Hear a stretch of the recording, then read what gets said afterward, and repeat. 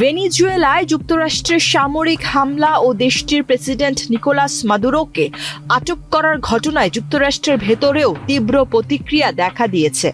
শনিবার ৩ জানুয়ারি নিউ ইয়র্কের টাইমস স্কোয়ারে কয়েক ডজন মানবাধিকার কর্মী ও রাজনৈতিক কর্মী জড়ো হয়ে মার্কিন অভিযানের বিরুদ্ধে বিক্ষোভ করেন।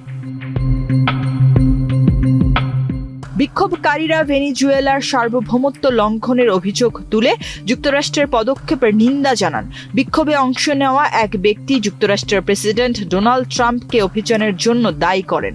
তিনি বলেন, ভেনিজুয়েলার বিপুল তেল সম্পদের কারণেই দেশটিতে হামলা চালানো হয়েছে। পদ্মা সেতু, মেট্রো রেল এবং এলিভেটেড এক্সপ্রেসওয়ে নির্মাণের গর্বিত অংশীদার বসুন্ধরা সিমেন্ট। অন্য আরেকজন বলেন, এই পদক্ষেপ মানবিক বিবেচনার নয়, বরং অর্থনৈতিক স্বার্থ, বিশেষ করে তেল ও ক্ষমতার রাজনীতির অংশ। তবে একই স্থানে ভিন্ন মত দেখা যায়। বিক্ষোভস্থলের কাছেই ভেনিজুয়েলার পতাকা হাতে দাঁড়িয়েছিলেন এক ভেনিজুয়েলান নাগরিক। তিনি যুক্তরাষ্ট্রের এই পদক্ষেপকে স্বাগত জানান এবং মাদুরো প্রশাসনকে মাদক চক্র নির্ভর স্বৈরতন্ত্র হিসেবে উল্লেখ করেন। তার দাবি, বর্তমান সরকার ভেনিজুয়েলার জনগণকে জিম্মি করে রেখেছে এবং দেশটি দ্রুত মুক্ত হওয়া প্রয়োজন। তিনি বলেন, মাদুরোর যুক্তরাষ্ট্রের বিচার হওয়াই ন্যায় বিচারের পথ।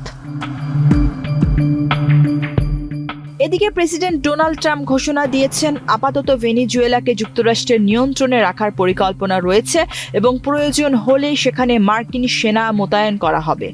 তবে কিভাবে এই নিয়ন্ত্রণ কার্যকর হবে সে বিষয়ে স্পষ্ট কোনো রূপরেখা এখনো প্রকাশ করা হয়নি। বিশ্লেষকদের মতে, রাতারাতি পরিচালিত অভিযানে কারাকাসের কিছু অংশে বিদ্যুৎ বিচ্ছিন্ন হওয়া এবং মাদুরোকে তার নিরাপদ আশ্রয়স্থল থেকে আটক করা হলেও বাস্তবে যুক্তরাষ্ট্রের বাহিনীর ভেনিজুয়েলার উপর পূর্ণ নিয়ন্ত্রণ নেই। দেশটির প্রশাসনিক কাঠামো এখনও কার্যকর রয়েছে এবং মাদুরো ঘনিষ্ঠ সরকার ওয়াশিংটনের সঙ্গে সহযোগিতার কোনো আগ্রহ দেখাচ্ছে না। এই পরিস্থিতিতে ভেনিজুয়েলার সংকট নতুন করে আন্তর্জাতিক রাজনীতির কেন্দ্রবিন্দুতে পরিণত হয়েছে, যেখানে যুক্তরাষ্ট্রের ভেতরেও মতভেদ ও বিতর্ক ক্রমেই স্পষ্ট হয়ে উঠছে।